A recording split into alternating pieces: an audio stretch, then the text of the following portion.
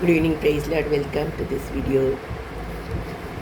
இப்பயும் நான் மைதாஸ் டச் அப்படின்னு ஒரு புத்தகத்தை நான் வாசிச்சுட்டு இருக்கிறேன். அதில் வந்து என்ன என்ன போட்டிருக்காங்கன்னா, entrepreneurship is something that has become somewhat of a responsibility these days, or should be. That's why this book is timely. We need people who have the talent to create jobs.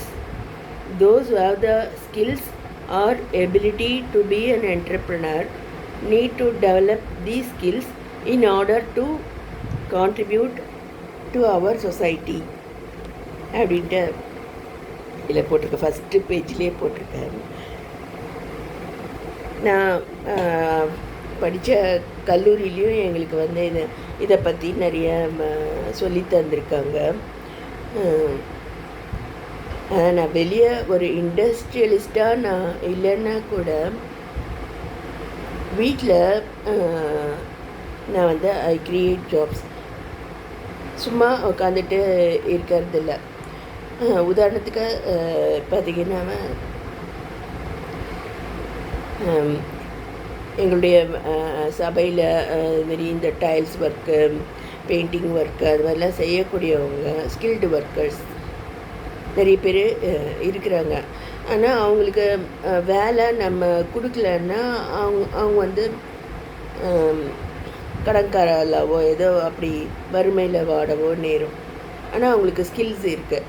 அதனால் நான் அதுமாரி சின்ன சின்ன வேலைகளை நான் அவங்களுக்கு கொடுக்கறது உண்டு.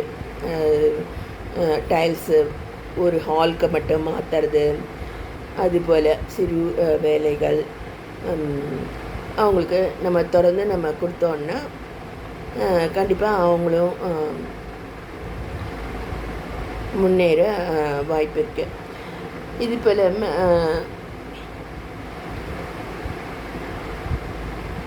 நம்ம பணங்களை வட்டிக்கு கொடுக்கறது, அது மாதிரி வேலைகளை நான் செய்யறது இல்லை.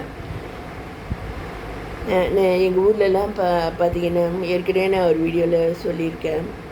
முத்து விநாயகர் கோயில் தெரு அப்படின்னாக்கா வந்து எங்கள் வீட்டிலலாம் வந்து காலையிலேயே ஜபம் நடக்கும். நல்லா பாடுறவங்க இருந்தாங்க. அது போலெல்லாம் வந்து காலையிலேயே வந்து கடமைக்காக செஞ்சாலும் 4 மணிக்கெல்லாம் எழுந்து ஜெபிக்கிற குடும்பமாக எங்கள் குடும்பம் இருந்தது. இப்போ பார்த்திங்கன்னா அது வந்து டெத்து விநாயகரோ இல்லை சொத்து விநாயகர் கோவில் தெருவோ அப்படி மாறிடுச்சு. இது வந்து ரொம்ப வருந்தத்தக்க விஷயம்னு நான் ஏற்கனவே ஒரு வீடியோவில் நான் சொன்னேன். அது போல் ஐயையோ எப்போ மரணம் வருமோன்னு நம்ம யோசிச்சுட்டு இருந்தால் இந்த மாதிரி தான் நமக்கு வந்து விரக்தி, எம்டினஸ், அந்த மாதிரி ஒரு ஜெபமற்ற சமாதானமற்ற சூழ்நிலையில் நம்ம போக முடியும். அதெல்லாம் வந்து கர்த்தர் விரும்பாத மதிகேடான புறஜாதி மார்க்கங்களாக இருக்குது. அந்த மாதிரி நான் இருக்கக்கூடாது அப்படின்னு ஒரு முடிவோட இந்த மாதிரி சிறு சிறு பிஸ்னஸ் நம்ம வீட்டிலே நான் செய்கிறேன். இதனால் எனக்கு என்ன லாபம் அப்படின்னா வந்து கர்த்தருடைய ஊழியத்தை நான் செய்கிறேன். கர்த்தர் என்ன ஆசீர்வதிக்கிறார். அதே போல் ஏதோ ஒன்று ஃப்ரிட்ஜோ இல்லை ஏதோ கேட்ஜெட்ஸ் கெட்டு போயிடுச்சு அப்படின்னா உடனே அதை வந்து ரிப்பேர் பண்ணி நானே தான் வச்சுக்கணும் அப்படின்னு நினைக்கிறதில்ல.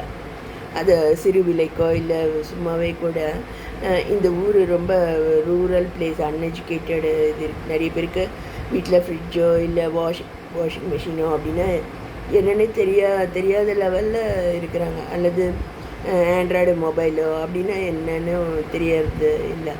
அதெல்லாம் தப்புன்னு கூட நினைக்கிறாங்க.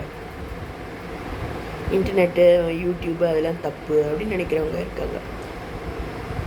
அதனால் நான் வந்து அவங்களுக்கு ஃப்ரீயாகவே கூட என்கிட்ட இருக்க பழைய கேட்ஜெட்ஸை நான் கொடுக்க தான் செய்கிறேன். ஸோ தட் அவங்க வந்து ஒரு க்யூரியாசிட்டி வந்து தன்னைத்தானே எஜுகேட் பண்ணிக்கணும் அப்படின்னு அவங்க நினைப்பாங்க அப்படின்னு ஆஸ் அ டீச்சர் நான் அந்த மாதிரி நான் செய்கிறேன். அதுபோல் வட்டிக்கு கொடுத்து எல்லா பணங்களும் எனக்கே தான் அப்படின்னு கட்டு போட்டு வச்சிட மாட்டேன். அதை எடுத்து இந்த மாதிரி இந்த கம்யூனிட்டிக்கு நான் ஏதாவது ஒரு பிஸ்னஸை நான் அது மாதிரி கொடுத்துட்டு இருக்கணும் அப்படின்னு நினைக்கிறேன். ஸோ ஜனங்கள் people are difficult to handle அப்படின்னு தான் இந்த புக்கில் இருக்குது. அதை பார்த்திங்கன்னா தொடர்ந்து நீங்கள் நம்முடைய மூளையே கூட மனம் ஒரு குரங்கு அப்படின்னு இருக்குது சொல்லுவாங்க. முந்தி ஒரு பாட்டே அப்படி இருந்தது.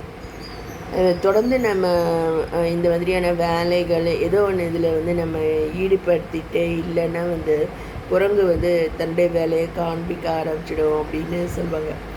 இப்போல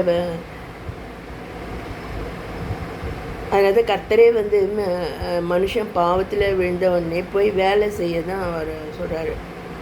அதுபோல் நிறைய பெரிய பெரிய கஷ்டமான வேலைகள் செய்ய முடியலன்னா கூட இது போல் சிறு சிறு வேலைகள் நம்மளும் செஞ்சு மற்றவங்களுக்கும் ஹெல்ப்ஃபுல்லாக இருக்கலாம் அப்படின்னு நான் நினைக்கிறேன். இது கூட ஆண்டர்ப்ரனர்ஷிப் தான். இப்போ ஆடை அலங்காரங்களில் கவனமாக இருக்கணும் அப்படின்னு சொல்லி அதையும் நான் ஒப்பு கொடுத்துருக்கேன். ஒன்று வந்து வட்டிக்கு விடக்கூடாது, அது ஒப்பு கொடுத்துருக்கேன். ரெண்டாவது வந்து ஆடை அலங்காரங்கள் அதில் கவனமாக இருக்கணும் அப்படின்னு சொல்லி நான் ஒப்பு கொடுத்துருக்கேன். மூணாவது வந்து இது மாதிரி டைம் மேனேஜ்மெண்ட்டு அது போல் எப்பவுமே அந்த சாட்சி சொல்கிறது அது போல் நம்முடைய மனதை அதில் செலுத்தினாக்கா கர்த்தர் நம்மளை ஆசீர்வதிக்கிறாரு. இதை இதில் நான் ஷேர் பண்ண விரும்புகிறேன்.